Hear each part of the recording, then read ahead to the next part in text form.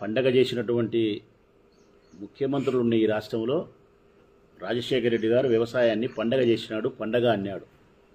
అటువంటి ముఖ్యమంత్రులు పరిపాలన చేసిన ఈ రాష్ట్రంలో వ్యవసాయాన్ని దండగానే దండగమాలిన ముఖ్యమంత్రి చంద్రబాబు నాయుడు. ఇంకానే తక్కువ మాట్లాడుతున్న రాష్ట్ర ప్రజలారా, వ్యవసాయం దండగా అన్నటువంటి ఆ పెద్ద మనిషిని ఆ మనిషే దండగా అనడంలో నేను చిన్న మాటే. ఇంకా ఎంత పెద్ద మాటలు మాట్లాడినా కూడా తప్పు లేదు, ఇంకా గట్టిగా మాట్లాడి పరుషంగా మాట్లాడినా కూడా తప్పు లేదు. ఏమంటే ఆయన వయస్సును గౌరవించి, ఆయన స్థాయిని పదవిని గౌరవించి, అన్నిటికీ మించి మమ్మల్ని మేము గౌరవించుకుంటున్నాం కాబట్టి సంస్కారంతో మాట్లాడకూడదని మాట్లాడడంలే. కాకపోతే వ్యవసాయాన్ని దండగన్న తర్వాత, వ్యవసాయాన్ని నిర్వీర్యం చేసిన తర్వాత, వ్యవసాయం పట్ల గౌరవమే లేకుండా, ఆ వ్యవసాయం చేసే రైతులకు సహకారాన్ని అందించకుండా వాళ్ళకు కష్టాలు మిగిలిచ్చినాడు, కన్నీళ్లు మిగిలిచ్చినాడు, అవమానాలు మిగిలిచ్చినాడు, అప్పులు మిగిలిచ్చినాడు, ఆత్మహత్యలు మిగిలిచ్చినాడు, క్యూలో నిలబడే స్థితి తీసుకొచ్చినాడు. సినిమా టికెట్ల కోసం నిలబడినట్టు క్యూలో నిలబడే స్థితి తీసినాడు యూరియా కోసం. చివరకు పోలీసులతో లాఠీ ఛార్జీలు కూడా. యూరియా కోసం ఆడోళ్ళు జుట్లు పట్టుకొని కొట్లాడుకునే పరిస్థితి మహిళా రైతులు. సిగ్గనిపించలేదా ఈ ప్రభుత్వానికి అవన్నీ చూసినప్పుడు? మళ్ళీ ఏ విధంగా వీళ్ళు బుకాయించి మాట్లాడగలుగుతారు? వ్యవసాయ మంత్రి కానీ, ముఖ్యమంత్రి గారు కానీ, వాళ్ళ అనునీయులు కానీ అసలు వ్యవసాయాన్ని పెద్దగా మేలు చేసినట్టు, రైతులంతా చాలా సుభిక్షంగా సంతోషంగా ఉన్నట్టు మాట్లాడతారు. అసలుకు చంద్రబాబు నాయుడు పరిపాలన ఎప్పుడు ప్రారంభమైనా కూడా, ఇప్పుడే కాదు ఎప్పుడైనా ఏ 5 ఏళ్లైనా కానీ, గడిచిన 3 సార్లు ఆయన ముఖ్యమంత్రిగా పనిచేసినాడు, ఇది 4వసారి. ఆయన ఎప్పుడు ముఖ్యమంత్రిగా ఉన్నా కూడా ఈ రాష్ట్రంలో వ్యవసాయానికి సంక్షోభమే, వ్యవసాయానికి సంక్షోభమే. రైతుల పరిస్థితి అగమ్యగోచరమే, కష్టాలు కన్నీళ్ళే. ప్రకృతి ఆయనకు సహకరించదు, ఆయన హృదయము రైతులకు సహకరించదు. ఇప్పుడు 4వసారి ముఖ్యమంత్రి అయినాడు, 15 నెలలు అవుతుంది. ఇప్పుడు కూడా సేమ్ అదే పరిస్థితే, సేమ్ అదే. యూరియా కోసం రాష్ట్ర వ్యాప్తంగా రైతులు అల్లాడిపోయే పరిస్థితి ఉంది. ఎక్కడ చూసినా క్యూలలో నిలబడి బాధలు పడే పరిస్థితి ఉంది, కొట్టుకునే పరిస్థితి ఉంది. యూరియా దొరకక బ్లాక్ మార్కెట్లోకి పోయి 500 రూపాయలు పెట్టి కొనినా కూడా 266 రూపాయలకు దొరికే యూరియా బస్తా, 45 కేజీల బస్తా 500 పెట్టా కూడా బ్లాక్ మార్కెట్లో దొరకడంలే. దీనికి సమాధానం చెప్పాల్సిన ఈ ప్రభుత్వం ఒక ఎకరాకు ఒక యూరియా మూట 200 రూపాయలు వ్యత్యాసం ఉంది బయట కొనాలంటే. ఒక ఎకరాకి ఎన్ని మూటలు వేయాల్సి వస్తుంది?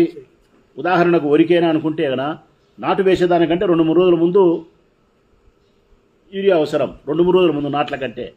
నాట్లు వేసేదాకా మళ్ళీ 30 రోజులకు 25 రోజులకు మళ్ళీ రెండోసారి అవసరం. ఒక ఎకరాకు 4-5 మూటలు అవసరం. ఒక ఎకరాకు 4-5 మూటలు అంటే 1000 రూపాయలు వారా యూరియా బయట కొంటే బ్లాక్ మార్కెట్లో. పొరపాటున 5 ఎకరాలు ఉంటే 5000 వారా. పెట్టుబడి ఖర్చు పెరుగుతుంది, పంట దిగుబడి తగ్గిపోయింది. యూరియా పెట్టకపోతే ఎంత తగ్గుతుంది అని అడిగితే రైతులను అడిగినా నేను, నువ్వు సకాలంలో యూరియా ఇవ్వకపోతే కనుక భూమికి ఎంత తగ్గిపోతుంది? 1 ఎకరా నుంచి సుమారుగా 4-5 బస్తాలు దిగుబడి తగ్గిపోతుంది. 4-5 బస్తాల దిగుబడి తగ్గిపోతుంది. ఖర్చు ఏమో ఎక్కువ పెట్టాలా, దిగుబడి ఏమో తగ్గిపోవాలా. ఇంత చేసిన తర్వాత పంటకు మద్దతు ధర ఉందే? చంద్రబాబు నాయుడు ప్రభుత్వంలో మద్దతు ధర లేదు. మద్దతు ధర లేనప్పుడు ఆ మద్దతు ధరను ఏర్పాటు చేయాల్సిన బాధ్యత రాష్ట్ర ప్రభుత్వాన్ని. కొనుగోలు కేంద్రాలు ఏర్పాటు చేయాలా? కొనుగోలు కేంద్రాలు ఏర్పాటు చేసినావా? చేయలే. అంతకుముందు గతంలో జగన్మోహన్ రెడ్డి గారు 5 సంవత్సరాలు కూడా రైతులు పండించిన పంటకు కొనుగోలు కేంద్రాలు ఏర్పాటు చేసి మద్దతు ధరతో ప్రభుత్వమే కొనుగోలు చేసింది. ఇప్పుడు ఆ పరిస్థితి లేదు. అందుకే ఏడ చూసినా మామిడికాయలు రోడ్డు మీద వారేసారు, ఉల్లిగడ్డలు వారేసారు, టమోటా పళ్ళు వారేసారు, మొక్కజొన్న కంకి వారేసారు.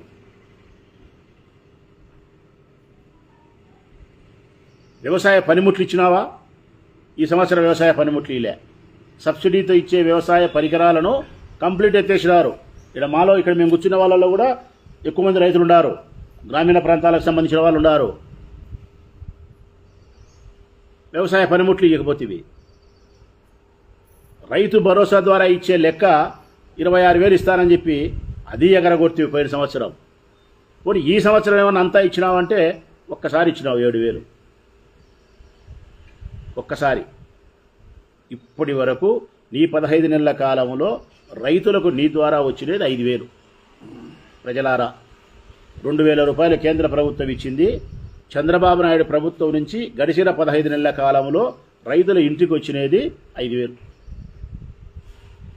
ఎరువులు కానీ, విత్తనాలు కానీ, పురుగుల మందులు కానీ, ఇవన్నీ కూడా జగన్మోహన్ రెడ్డి గారి ప్రభుత్వంలో గ్రామీణ ప్రాంతాల్లో రైతు భరోసా కేంద్రాల ద్వారా గ్రాస్ లెవెల్లో చిట్ట చివరింటి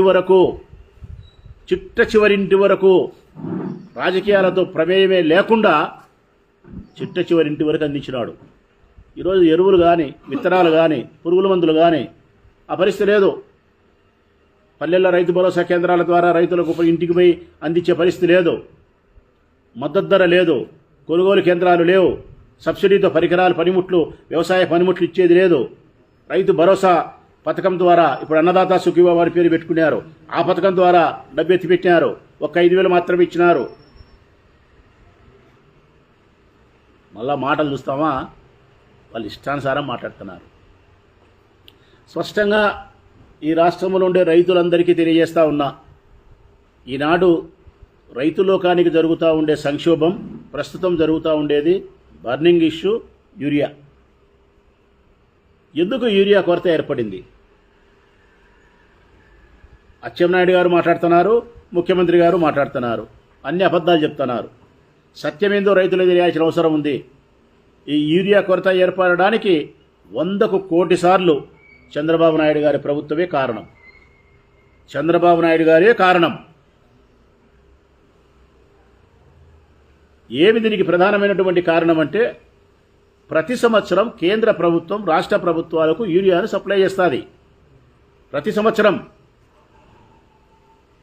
ఈ రాష్ట్రంలో ఉండే వ్యవసాయ ఆధారితమైనటువంటి ఈ రాష్ట్రంలో ఎన్ని లక్షల ఎకరాల భూములలో వ్యవసాయం చేస్తున్నారు, ఏ పంటలు ప్రధానంగా పండిస్తారు, ఎంత యూరియా అవసరం ఉంది అనేది వ్యవసాయ అధికారుల ద్వారా రాష్ట్ర ప్రభుత్వం సేకరించుకొని మనకెంత యూరియా అవసరమో అంత ఇండెంట్ను కేంద్ర ప్రభుత్వానికి తెలియజేస్తుంది.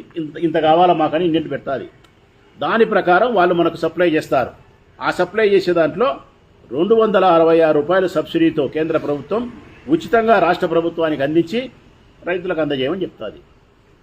కానీ ఇక్కడ జరిగింది ఏంటంటే, ఈసారి నరేంద్ర మోడీ గారు చేసినది ఏంటంటే, చంద్రబాబు నాయుడు గారు లాంటి వ్యక్తులు వారి మాటలకు, డబ్బులకు లొంగుతారు కాబట్టి బీజేపీ పరిపాలించే రాష్ట్రాలకు యూరియాను తీసుకుపోయేదానికోసం, తరలించేదానికోసం బీజేపీ పరిపాలించే రాష్ట్రాలకు మాకు యూరియా అవసరం ఉంది కాబట్టి ఆంధ్రప్రదేశ్ రాష్ట్రానికి ఎంత యూరియా అవసరమైతే ఉందో తక్కువ ఇండెంట్ నువ్వు పెడితే ఒక్కొక్క బస్తాకు 800 రూపాయలు బడ్జెట్ రూపంలో నీ రాష్ట్ర ప్రభుత్వానికి ఇస్తామని చెప్పి నరేంద్ర మోడీ ఆఫర్ ఇచ్చినాడు. అంటే ఒక 100 మూటలు కావాలా ఈ ప్రభుత్వానికి, నువ్వు 70 మూటలు వదిలేసుకో, 30 తీసుకో, 70 మూటలకు మూటకి 800 రూపాయల చొప్పున నీకు ఇస్తాం. నీకు 1,00,000 మూటలు కావాలా, 30,000 మూటలే ఇండెంట్ పెట్టు, మిగతా 70,000 మూటలకు 800తో మేము ఇస్తాం.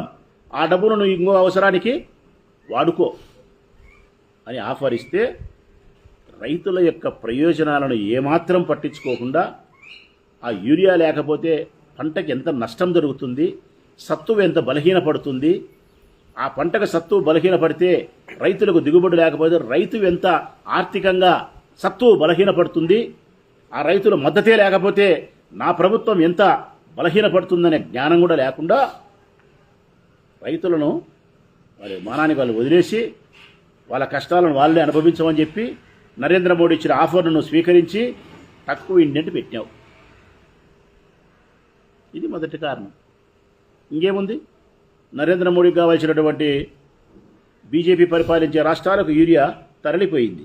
కొద్దో గొప్ప మిగిలితే తెలుగుదేశం పార్టీ నాయకులు సొసైటీల ద్వారా పెత్తనాలు ఎవరైతే చేస్తున్నారో అధికారంలోకి వచ్చి ఆ సొసైటీల్లో ఉండే టీడీపీ నాయకులు పూర్తిగా ఒక్కొక్కరు 200 మూటలు 300 మూటలు 50 మూటలు వాళ్ళకి కావాల్సినట్టు ముందుగానే యూరియా తీసుకొని నెల 2 నెలల ముందే తీసుకొని వాళ్ళ అవసరాలు పెట్టుకున్నారు.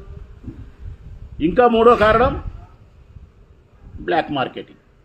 నిల్వలు పెట్టుకొని వ్యాపారస్తులు ఎవరైతే అక్రమంగా సంపాదించాలనుకుంటున్నారో వాళ్ళు పక్కన పెట్టుకొని 450 రూపాయలకు 500 రూపాయలకి బుద్ధు 260 రూపాయలు అమ్మితే అది కూడా ఈరోజు దొరకడంలే.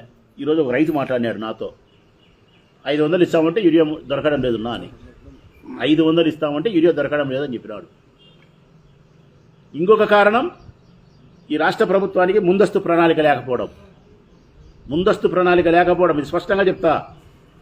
మనకి యూరియా ఎంత అవసరం ఉంటుంది, ఈసారి ఏ పంటలు ఎక్కువ పండిస్తున్నారు, ఈసారి మొక్కజొన్న ఎక్కువ పండించినారు, ఎంత అవసరం ఉంటుంది యూరియా, వరి పండిస్తే ఎంత అవసరం ఉంటుంది, ముందుగానే ఒక ప్రణాళిక తయారు చేసుకోవాలా. ఆ ముందస్తు ప్రణాళిక లేకపోవడం వలన రాష్ట్ర ప్రభుత్వం యూరియాను సప్లై చేసే కావాల్సినంత యూరియాను రైతులకు అందించే విషయంలో విఫలమైంది. ఇంకొక కారణం ఈ ఆంధ్రప్రదేశ్ ప్రభుత్వం యొక్క నేతృత్వంలో ఉత్పత్తి చేయాల్సినటువంటి ఎరువులను ఉత్పత్తి చేయలేకపోయింది. రామగుండం, కాకినాడ ఇక్కడ కర్మాగారాలు ఉన్నాయి, ఎరువులను ఉత్పత్తి చేసే కర్మాగారాలు. ఈసారి ఉత్పత్తి తగ్గిపోయింది. బయట నుంచి ఇతర దేశాల నుంచి తీసుకురావాల్సిన ముడి సరుకును సప్లై చేసుకోవడంలో కూడా విఫలమైనాడు చంద్రబాబు నాయుడు. కావాల్సినంత ఎరువులను ఉత్పత్తి చేయలేకపోయినాడు రామగుండంలో కానీ కాకినాడలో కానీ. కేంద్ర ప్రభుత్వంతో లాలుచుబడి రైతులు గాలికి వదిలేసినాడు. ముందస్తు ప్రణాళిక లేకుండా అడ్మినిస్ట్రేషన్ లోపం అదొక ప్రధానమైన కారణం. టీడీపీ నాయకులు కోస్తా జిల్లాలలో విపరీతంగా సొసైటీల ద్వారా అక్రమంగా 100 మూటల వాళ్ళ అవసరాలకు తరలించుకొని రైతుల నోట్లో మట్టి కొట్టినారు. ఇన్ని కారణాలు నీ వైపు నుంచి పెట్టుకొని రైతులను నాశనం చేసేదానికి పత్తిగింజ మాటలు మాట్లాడతావా? నేనేమి తప్పు చేయనట్టు బ్రహ్మాండంగా రైతులు ఉన్నట్టు మళ్ళీ సిగ్గన లేకుండా వరి పండియాకని చెప్తున్నాడు ముఖ్యమంత్రి, రాష్ట్ర ముఖ్యమంత్రి. వరి వండికపోతే ఏం తింటావయ్యా? ఏం తిని బతకాల మనం? వరి పండియద్దంట. ఇప్పుడు వరి పండియద్దని చెప్పినావు, ఇంతకుముందు వ్యవసాయం చేయాక భూములు అమ్మండి అని చెప్పినాడు. రియల్ ఎస్టేట్ వ్యాపారం చేయండి, బ్రహ్మాండంగా టౌన్లో ఎగరాండి, సిటీలో ఎగరాండి, వ్యాపారాలు చేసి మీరు బతకని చెప్పినాడు. మొత్తం పల్లెలు ఉన్నవంతా వ్యాపారం చేసుకుంటే సిటీలకు వచ్చారు. ఈ పల్లెలు ఉండే భూములన్నీ రియల్ ఎస్టేట్కి అమ్మడబోతారు. మన సంఖన ఆకాల, మనందరం గడ్డి తిరిగి బతకాల. వల్ల మనం రైతుల పట్ల గౌరవం ఉండాలా, వ్యవసాయం పట్ల గౌరవం ఉండాలా. వ్యవసాయం చేసే రైతన్నుల పట్ల తప్పనిసరిగా రాష్ట్ర ప్రభుత్వం సహాయ సహకారాలు అందించాలా. వారికి కావాల్సిన నీళ్లు కానీ, వారికి కావాల్సిన విద్యుత్ కానీ, వారికి కావాల్సిన ఎరువులు, మందులు, పురుగుల మందులు, సబ్సిడీతో పరికరాలు.